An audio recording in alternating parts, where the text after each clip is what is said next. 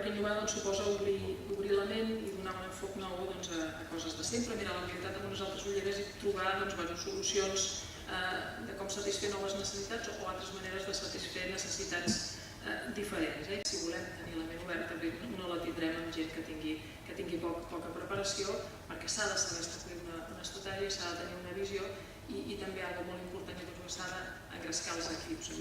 Ens hem de fixar reptes nous i ambiciosos. Com a país necessitem crear llocs de treball i els comerciants atrevits com vosaltres sou els que podeu aportar aquesta diferència.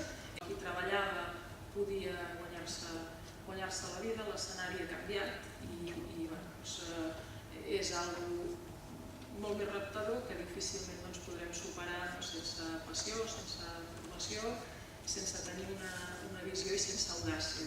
L'audàcia també és algo important i que ens hem de passar a la mentalitat no d'espècies en perill d'extinció, sinó d'espècies amb el repte de